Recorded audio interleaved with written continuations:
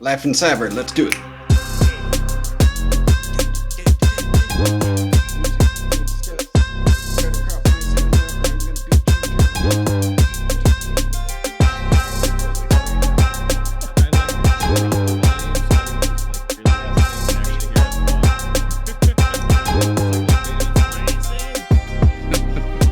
You can hear That was a very nice show. headphones. Nobody watches our show. Nobody watches it except our moms. Because Kenny's uneducated. He says fuck too many times. I'm good with a bunch of moms watching. Hey, ladies.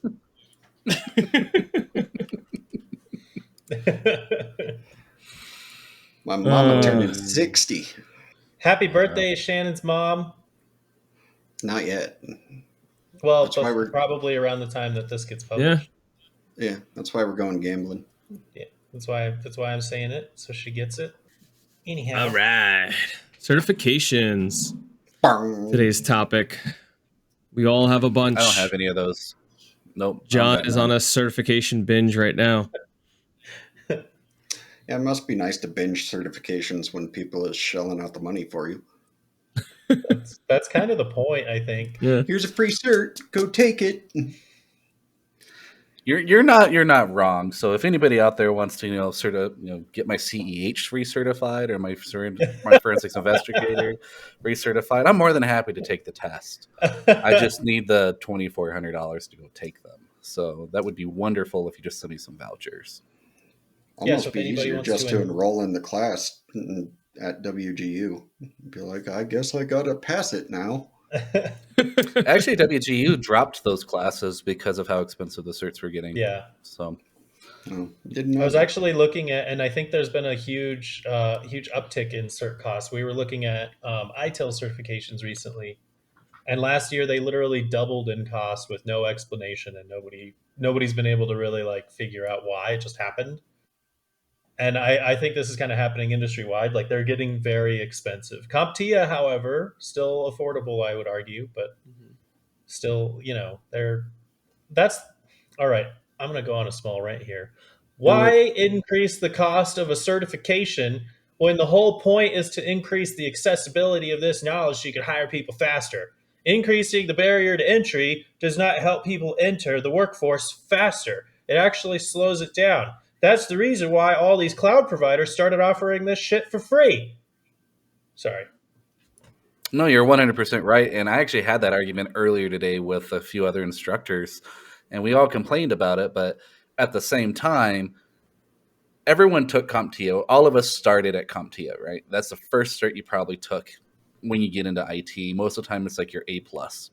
That was the first certification. Well, the problem is once you flooded everybody with an A+, then the A+ meant nothing. So either they make the test harder, which they've already done, by the way. If you've taken any of the CompTIA certifications, they're not a joke anymore. It used to be we could just go study a day for them and go pass them. Now it's a little harder. So now when you take a CompTIA certification, the only way to make it more rare is to make it more expensive for the students to go take it. So they're playing off of prestige now. They really are. Yeah, because CompTIA was, I'm sorry to say, it got the bad rap, right? We all kind of talk like, oh, everyone's got their A+. Who cares about that? And that doesn't mean anything. But as I said, it's changed drastically in the industry. But you're right. The certifications are so expensive. Well, and to be fair, that prestige comment is spot on. We literally talk about that in whether or not a certification is valuable, right? And this is something that I've been considering you, and I kind of use it as my metric whenever I'm writing job descriptions, for example, is I go out and I look and I see what certifications people are looking for in jobs. Look at job descriptions on LinkedIn or wherever you could find people putting job postings, because there's a million locations, Glassdoor, etc. And you will see a lot of commonalities because certain certifications hold weight, but that weight is based on the opinion of the hiring manager. It is very subjective. And so that's where the prestige comes in. It's the same as if I say an Ivy League school name, Harvard, Princeton, Dartmouth, whatever, that means something versus saying a community college name, even if the courses are the same. No, absolutely. Agreed. I used to use So- job descriptions as my way to find my next certification to pursue. I'm like, all right, what are they asking for people in the positions that I want? So, as hiring managers, would you, like, say you're hiring for a security position, would you want someone who has like a CISSP or has like more, I don't know how to describe, more base, like a bigger ass? They have like the security plus, I'm sorry, what? more ass. They have a bigger ass to sit on, like a bigger base. Security plus, SSCP, you know, more certs versus one like really quality one. Depends on the role. Like if you're just looking for an analyst, yeah, I'd probably look for some of the smaller ones. But if you're at a higher position looking for a new director or new manager, then I'd probably look for the more prestigious ones that are more management based. Yeah, I think it depends. If I have two equally experienced candidates and one has maybe another cert that I would prefer them to having, then it might give them the leg up, right? But if they didn't have the cert, would it be a deal breaker? 9 times out of 10, no. But it depends on what type of position you're talking about. So let's talk about DoD positions. DoD is Department of Defense, right? And they have a certification list called the 8570. You have to go look and read it because I can't remember that number. 8570 is their baseline for certifications. Basically, it says if you're in these type of levels of positions in the government, these are the required certifications that you have to have. And it gives you a list, and it doesn't mean you have to have all of them. You just have to have at least one of them in that list. And what I find funny is you look at something like the CISSP. For anyone who doesn't know, the CISSP is like God tier security, like certification out in the industry. If they want the CISSP, they want the best of the best. You know, they want the 10-year veteran with, you know, a PhD and all this other stuff, and I only want to pay you $30,000 a year. That's kind of how they like to do it. But the God tier certification is what gets you in the door on those. And on DoD, it's on the level 3, which means these are the like architects. These are the top end positions in DoD. I'll say the same thing, and I'm going to go kind of outside security as well as a person who kind of goes the broad way, not the deep way in my own career. It really depends on the position and the skill level. If I need like really, really advanced technical knowledge, I would much rather have the depth type of, certification, such as a CISSP for a security professional, than I would something a little more broad. But if I'm looking for a system administrator where I might need them to wear multiple hats, I would rather them have a bunch of smaller certs so that I know that they can kind of jump in and solve just about anything. Maybe not necessarily like the deepest of the deep, like, type of issues, but they can at least jump into just about anything and probably do okay, right? It really does kind of depend on the role. And like I was actually looking at job descriptions today because I'm working on hiring a sysadmin. And a lot of it, I don't even like specify specific ones. I'm just like technical certifications such as, and I give some examples, but I'm not requiring anything specific. I just want them to be able to show some knowledge, and I put those in like the preferred qualifications, saying this is a nice to have, it's a bonus, but if you don't have it, that's fine. I'm going to look at your work experience, right? So I know all three of you are brilliant people and have eidetic memories and things of that nature. I know John for sure has had his CISSP at one point. Josh has had his CISSP since he was like 2. How did you go, initially getting on, you left college and you got your CISSP and you started applying for those top tier positions. How did they handle you being a younger candidate, but with a really prestigious certification?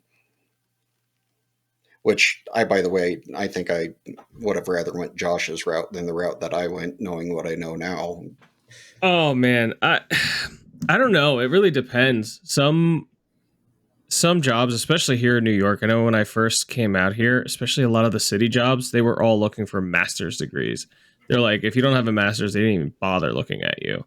Even though they wanted you to have a master's and the CISSP and the CISM and all these other things and 30 years of experience, it was kind of that quintessential like, oh, there's a shortage in security, when really the problem isn't the shortage. It's you're asking for, the moon when all you really need is like a cup of milk. Like, stop asking for so much. But no, I think some of those things do take effect, because if you look at, say, my resume and you look at where I've been and where I've done,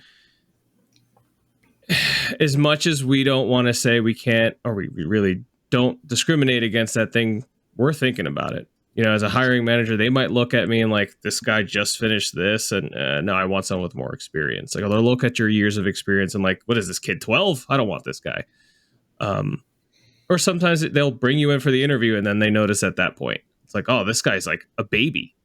Because I know in college, at least I was taught, or what I observed from my teachers is, well, go out and get this certification and they'll hire you because you have this certification in lieu of experience. And I haven't experienced that. I go into the interview and they're like, oh, that's cute. You have that certification. Well, you're only one and don't have experience. So get the fuck out and come back when you have 30 years experience. And that's really dependent on the manager. Yeah, I think it gives you the leg up, but it definitely doesn't completely open the door. So where I teach at the community college here in town, we are a Microsoft data technician, like data center academy, I think is what they call it. Basically, Microsoft gave us the prerequisites of what they want to see out of technicians, right? And these classes are like the A plus, then security plus, the server plus, the CCNA. They're all certification classes. This is what they want. But in the end, they still want them to have that broad knowledge set. I don't think one certification would have done it for them. They want to see all of them, or at least, classes saying that you've at least are competent in these subjects before they hire you. And I think that's one reason why they added this, because in order to do this program, it only takes a year. You don't have to become a full associate. You don't have to get your bachelor's or anything like that. It opens the door for Microsoft, but it opens the door for a technician role. What comes after that technician role, though? So Microsoft is more about the girth than the length, is what you're saying? Jesus. No comment. I can phrase it how I want to. I want to add to this in the sense you're just making more work for me. Like, a lot of what I've seen is kind of similar to what you guys are saying, but I've seen it change a bit too, right? Like, I've kind of seen this ebb and flow throughout the market over the last decade. Like, when I first got into like my side of the career, credentials were king, right? It was get your degree, get a few certs under your belt, you will get a job. And that's what it was in the early 2000s. And then I would say around 2010, it shifted the other way around, where credentials didn't matter. And what was important was experience. And what was important sometimes was, can you do the job? Sometimes it wasn't even years of experience. It's, can you just jump in? And I think that shift happened because of like the very quick change in demand for technology professionals as we started to see the software world kind of explode in the 2000s, right? So that, I think that's kind of what caused that shift. Today, though, I'm starting to see a shift the other direction, and it's starting to be a mix today. Like, for example, I've been able to hire a system administrator who has over 10 years of experience, but my HR team will not allow me to give him a reasonable wage based off of that experience because he doesn't have the credentials to match. You have to have both now. So that to me blows my mind. He could clearly do the job and he outperforms everyone I've ever seen in this role, but I can't pay him what he's worth because he doesn't have the credentials. So now I'm helping him get those certifications so that way I could get him that pay. But seeing the way that has shifted over the last 10 to 15 years, to me, has been an interesting kind of observation. And I think if you pay attention to the market and think of it as supply and demand of professionals with a skill set, you can kind of predict that based on like what's going on around you. I will say this around that time period as well. I feel like 2010 was the time where dump sites were at their highest, where people were just dumping certification information. Microsoft was all over the place. I feel like that's when CompTIA started to shift away from their old model of you pass this test and you have this cert for the rest of your life. And I think there was a lot of that going on where it's like, I don't know if this credential means anything because guys are reading the book and going and passing the exam the next day because they were able to memorize some facts. Yeah, I've been seeing a difference in those tests as well. Almost all tests no longer are just multiple choice, right? A lot of them are practicals or live environments where you have to complete a task. Things that are making it a lot more difficult for anybody who wants to cheat, right?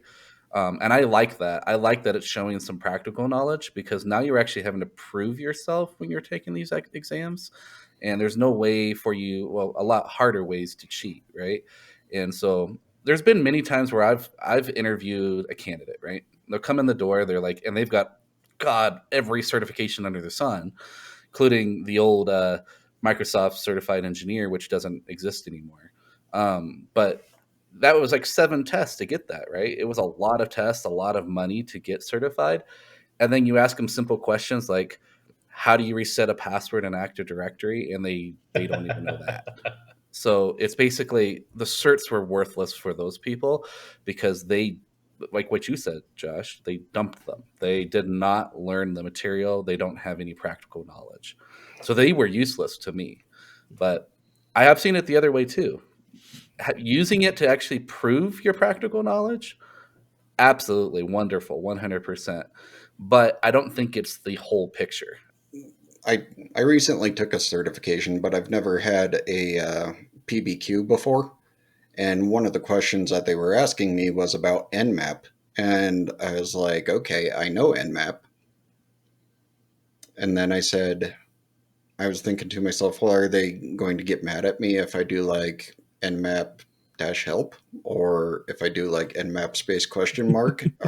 Because I couldn't remember the command right off the top of my head. And I'm like, am I going to get docked points based on how many times I have to call this executable? And actually, I've seen that. Like on one of my last tests, it was an advanced CompTIA test, right? You guys could always look it up. It was basically asking me to go find the malicious service. It's like, here's a live Linux box, right? And it was like, there's a malicious service running on this box, go find it. Now, they actually said in the notes, use the man pages, use the help pages. They don't care. And to be honest, I think that's like a true use of it because you're right. Are you going to remember every tack that goes out on the end of Nmap? No, Nmap's one of the worst ones, right? There's like alphabet soup after after Nmap. And I find so, it pretty straightforward, actually. oh, okay, yeah. But that's the thing is like I don't think they're docking people on that. They are giving you ways out and the ways to take those, get those done. And they weren't trying to make it hard. To be honest, do you know what the service was called on mine? Malicious.service. I mean, it wasn't that hard, you know. But in real life, though, they weren't looking to see if I could find malicious.service. They were just wanting to know, could I use the commands to find that information? In my head, I would see that and I'd be like, obviously they're trying to punk me here. That can't be what it is. And then I would go back and I'd be like, it's notepad.exe. You're not duping me. I'm on your game. It's Notepad. See, I'm one of those guys where, like, if I'm doing a test like that or developing a scenario like that, like, I'm kind of evil about it.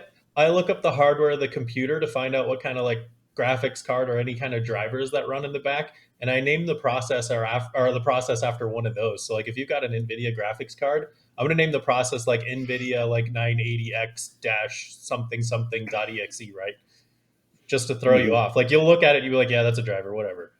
No, I'm just a jerk. That's what it is. And it fooled old antivirus techniques, but the new ones now with heuristic analysis and machine learning and people back-ended by a SOC, it doesn't look anymore. They'd be like, that's a child process. Get out of here. No, absolutely. And I think that's something about certifications that I still think they have a time and a place. And I think they're getting better when it comes to certain things, like what Josh was saying about dumps and other things. They're actually testing a little more practical knowledge. But I don't think, as I said, I wouldn't like drop out of school and just get certs. Now, with that said, let's say you're in a job for the next 15 to 20 years and you never moved. You had the same title, the same role for 20 years. And then you want to go get a new job. Your degree is from 20 years ago. Have you taken any certs lately to prove to me that you were learning along that time? That is a huge growth. That's what I'm looking for. I developed an employment model based off of this, and I think it works well. And I've got it on a small scale. I haven't really done it much like large scale. I just haven't had the opportunity. But what I try to do is I match earning to learning, right? So like whenever I hire a new student, for example, like their promotion and like earning trajectory is a little more vertical towards the beginning, and it plateaus out over a few years. And I try to plan this around like the expected duration that they would work on at, in this role before they get promoted or move on, right? And that's kind of it's kind of deliberate. It's to promote that growth and push people in that direction and get them to learn and get them to move forward and treat this like the stepping stone that it is, right? Because we don't necessarily want to encourage people resting on their laurels in technology. We need people learning and moving forward constantly, no matter what stage they're at in their career. I get a lot of people saying, well, I've got 10 years left before I retire. I don't need to learn anything anymore. A lot happens in 10 years, my guy. No, you got to learn. Like, if you're not interested in learning anymore, you're in the wrong field. I'm sorry. Learn or step aside for someone who will. One thing I wanted to ask. So I struggle with acronyms, and I know a lot of other people do. Shannon, what's a PBQ? I've never heard that term before. Performance-based question, I believe. So like a simulation kind of thing? Yeah. Okay.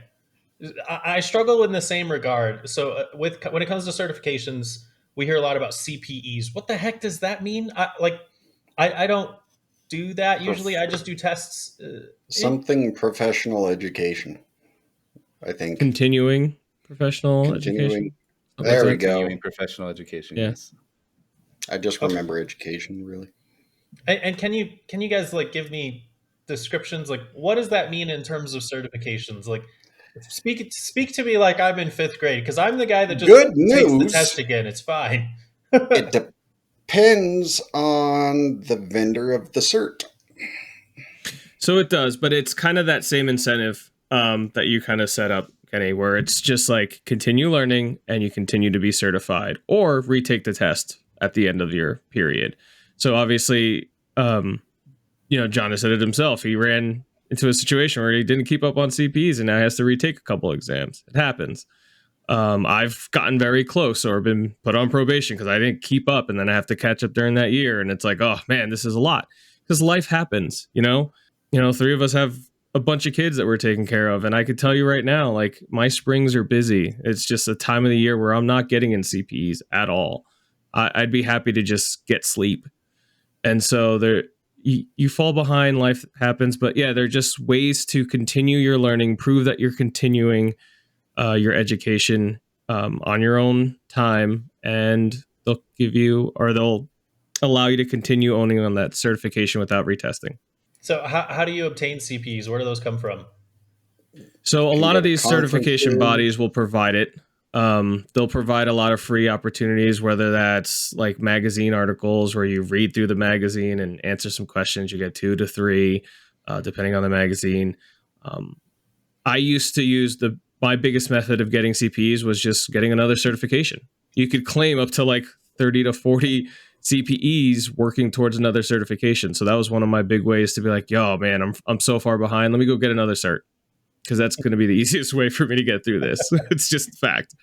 And then a lot of CBT based things, so computer based training programs, will give you a rough CPE count for every course that they provide. So they might be like, hey, take this incident handling course and it's 5 CPEs, and we'll give you a little certificate at the end so that you can send it over to your certification body and say, hey, I finished this. Here's my CPE. Here's my proof. If you ever log into LinkedIn and you see like one of our peers gets a bunch of LinkedIn learning certificates all at once, you know what they're doing. They're catching up. I would have never have done that. What's the number of like what do you see as like a typical number of CPEs needed for a renewal? Like, I guess it depends on the cert, but Josh, I know you got experience with the CISSP. What's that one? Like, is that something that can be public knowledge? Yeah, it's 40 a year. So basically it's supposed to equate 40 hours. So a full week worth of continuing education per year. Now, per year, but you get a 3-year cycle. So you do have 3 years to fill it in. Different certifications are different, though. ISC² allows for that 3 years to be filled in whenever within that period. ISACA is different. They want at least 20 per year, but you still need the full 120 for your 3-year cycle. ISACA is probably the worst one out of Oh my God, I hate them. I love the certs, but oh my God, the upkeep. You have to pay. Their fees are ridiculous. And you have to pay your chapter whether you visit the chapter or not. Yeah, they all have membership fees now too. That's how you get into like the events. Yeah, and then they limit you too. So like for conferences with ISACA, you can't do more than 32 in a year, stuff like that. So you still have to do 40, but they do limit you on how many you can do. And so I used to do mine through conferences. I loved to go to like Dell World and all these other things, mainly because they were easy credits, right?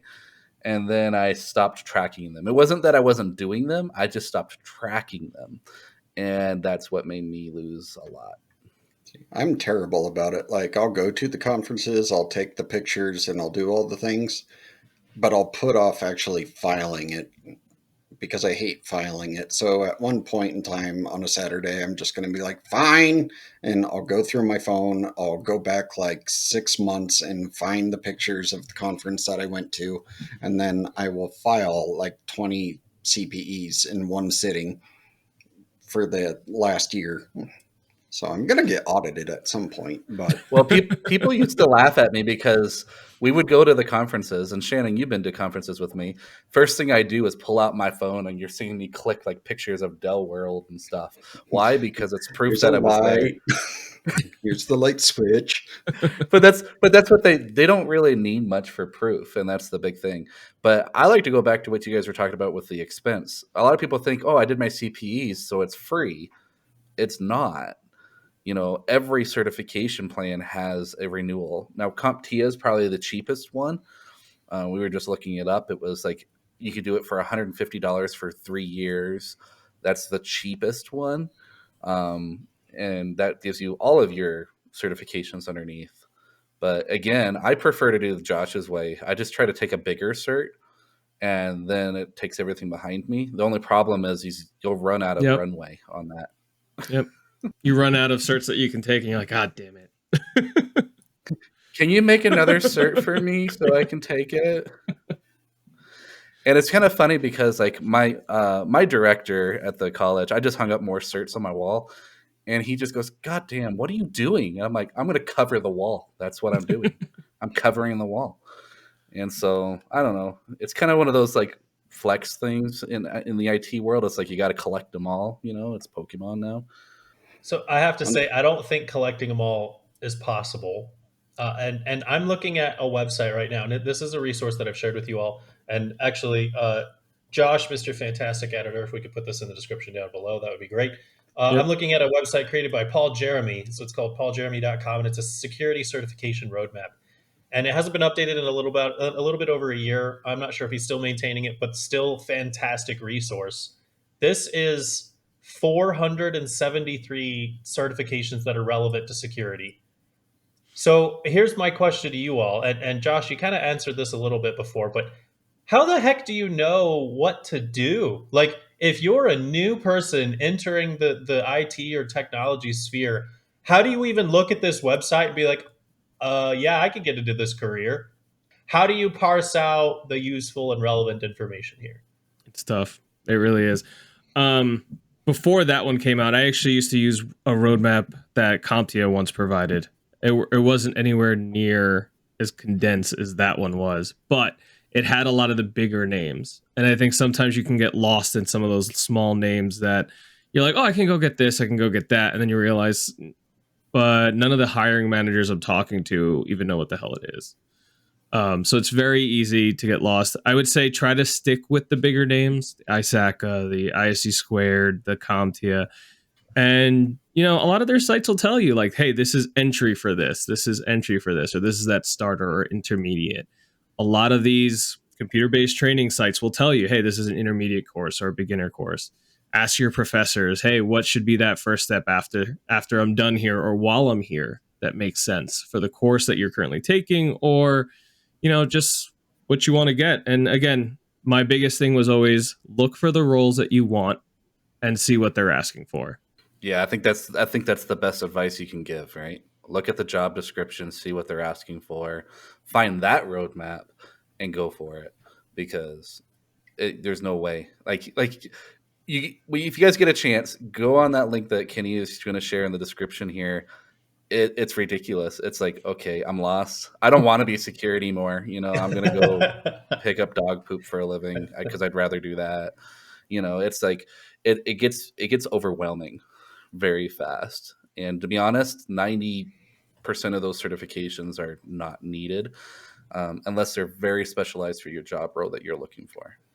What I will say, and I'm going to say, like, yes, this website looks intimidating, but when you start learning how to read it, it's actually incredibly valuable, right? Like, it is broken out into categories, like this type of role. These are the certs that are relevant to that, and it's broken down by beginner, intermediate, expert, right? When you hover over them, it tells you like how much it costs and kind of roughly an idea, and it tells you kind of like what the expected skill level is, right? Like, but when it comes to like how it's going to be valuable to you, like job descriptions, like we were talking about before, it really comes down to like the prestige of the certification. So how well known it is in the industry. So this is something that we were talking about here actually, like in our group recently. It's the like the CISSP plus, for example, the cybersecurity analyst certification from CompTIA. Is that valuable? And I went and looked it up. It's actually relatively new. Like it's only been out for a few years. I haven't seen it on any job descriptions yet, but it takes time for these things to gain traction. That doesn't mean it's not a valuable certification. It just means employers don't know what it is yet because it's relatively new. So it takes like years for like these to really kind of like take hold in a marketplace. Like I remember reading less than 10 years ago, is the CISSP worthless now? Because now they're like asking everybody to have it when it doesn't matter, when really what you need is a security plus. It's like, well, yeah, kind of at that point. Now that the industry has reshifted and reorganized based off of that, and it's back to being valuable again, thank goodness. But there's a lot of that like momentum and shifts happening. But I think this website is good at like showing you like, hey, these are the types of things I want to do.